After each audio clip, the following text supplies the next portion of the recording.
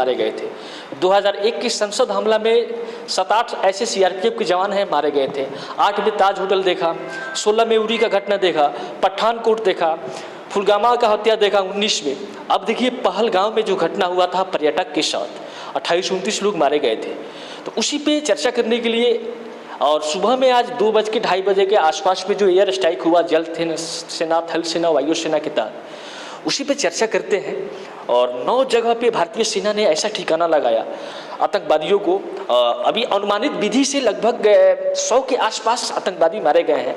उसी पे बात करने के लिए भारतीय जनता पार्टी के विधायक चनपटिया विधानसभा के उमाकांत सिंह जी हैं। तो द इंडिया तक न्यूज़ चैनल पे आपका स्वागत, अभिनंदन है। क्या कहेंगे इस घटना को लेकर के जो एयर स्ट्राइक हुआ ऑपरेशन सिंदूर को लेकर? हाँ 22 को हुआ था ऑपरेशन सिंदूर जो हुआ है, इससे क्या समझ में आता है, क्या लगता है, किस आधार पे सरकार ने इसका नाम चयनित किया? 22 तारीख को जो पहलगांव में टूरिस्ट लोग गए थे जी। और उनकी धर्म पूछ की जिस तरह से निर्मम हत्या हुई थी, उस दिन से माननीय प्रधानमंत्री जी नरेंद्र भाई मोदी जी और माननीय हमारे गृह मंत्री जी, रक्षा मंत्री जी, ये कोई सोया नहीं है और उनको रात में नींद नहीं पड़ रही थी कि धर्म पूछ के और वैसे निर्मम हत्या, इसका अपमान देश नहीं सहेगा और एक एक खून का हिसाब हम लेंगे। तो जितनी माँ बहनों का सिंदूर गया, उस सिंदूर का हिसाब लेने के मोदी जी ने रात भर नहीं सोए और 2 बजे के लगभग जो उन्होंने अपने सभी सेनाओं को आदेश दिया कि ये जहाँ जहाँ छुपे हैं आतंकवादी, उनको नेस्तनाबूद करके आओ। और इसके बाद भी नहीं संभलेगा पाकिस्तान, तो वो हिंदुस्तान नहीं है, अब मोदी का भारत है और मोदी है तो मुमकिन है। अच्छा, आपने कहा जात पूछ के, हिंदू पूछ करके मारा गया आतंकवादियों द्वारा। क्या लगता है जो जिसको कलमा पढ़ने का ढंग नहीं था उसको मारा गया है? नहीं लगता है कहीं ना कहीं हिंदुओं को टारगेट किया जा रहा है?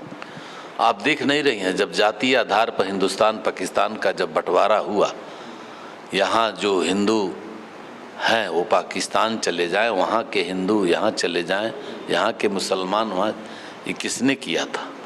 उस समय तो भाजपा की सरकार नहीं थी।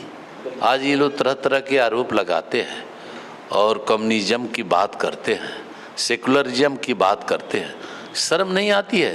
बंगाल में जो घटना घटती है और जाति पुछ करके हत्याएं हुई, निर्मम हत्याएं हुई, बांग्लादेश में जो क्या हुआ, कहाँ गए बांग्लादेश के 37% हिंदू, कहाँ गए 23% हिंदू पाकिस्तान के, और क्या स्थिति बंगाल में हो रही है।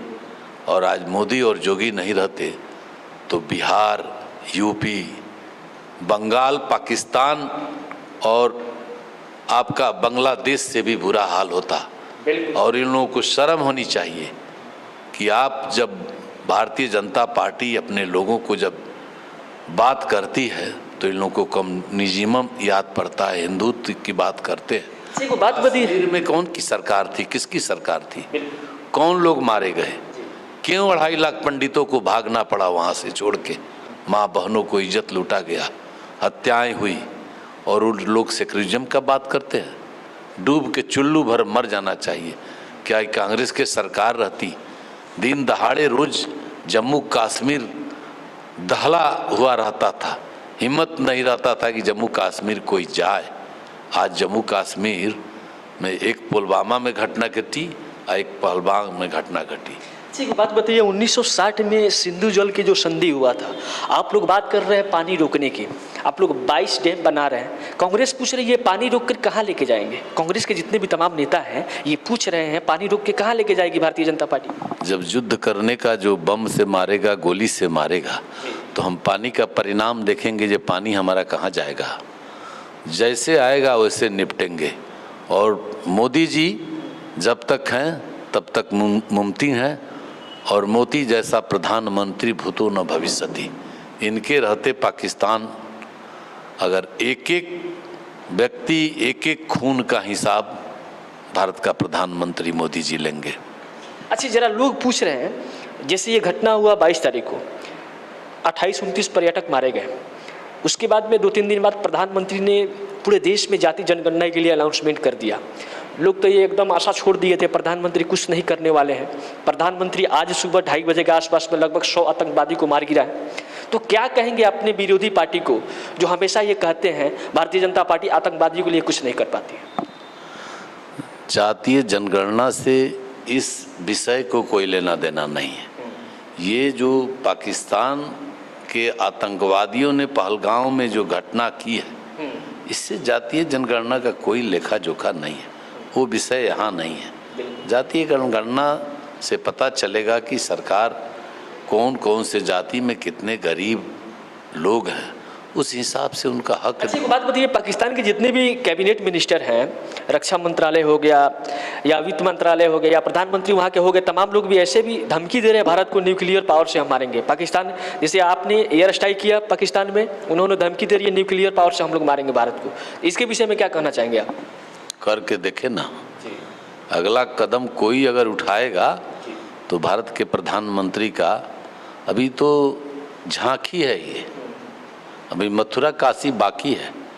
अभी तो फिल्म का जो ट्रेलर होता है ये हल्का सा झटका है, अब इसके बाद करेगा तो उसका क्या परिणाम होगा।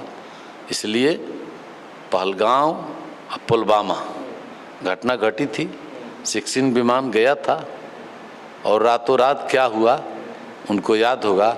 वो समझ नहीं पाए कि जब तक मोदी हैं तब तक हमारे देश के सीमाओं के अंदर कोई घुसेगा तो उसका मुंहतोड़ जवाब भारत की सेना देगी। अच्छा, क्या कहेंगे इस देश के थल सेना, वायु सेना, जल सेना को जो भारत में बैठे हुए यहाँ से 300 किलोमीटर, 35 किलोमीटर, 100 किलोमीटर यहाँ से रेंज करके मारे हुए हैं आतंकवादियों के अड्डा पे, मस्जिदों पे, मकरम पे, तो क्या कहेंगे आप? उनको कैसे संदेश देना चाहेंगे इस भारतीय सेना को? भारतीय सेना का जो थल सेना और जो वायु सेना, सभी सेनाएं पराक्रमी हैं जी। और पूरी सरकार की इस पर आज मोदी के नेतृत्व में सेना का भी मान सम्मान बहुत बड़ा है। पहले तो घुस के उग्रवादी मारते थे और ये पहले की सरकार में आदेश नहीं था गोली चलाने का, और दिन भर पाकिस्तान के उग्रवादी हमारे सेनाओं पर, हमारे लोगों पर गोलियां दाग के चले जाते थे। अब दागे। अच्छा, को बात बताइए, आप लोग नामुमकिन काम को मुमकिन कैसे कर देते हैं? किसी को पता नहीं होता है, कानो कान खबर नहीं होता, आप लोग उस काम को करके दिखा देते हैं। जरा पब्लिक के सवाल तो पब्लिक पूछना चाहती है आप ही से। मोदी है तो मुमकिन है। इसी आधार पर इस देश में मोदी जब तक रहेंगे तब तक कोई परिंदा इस देश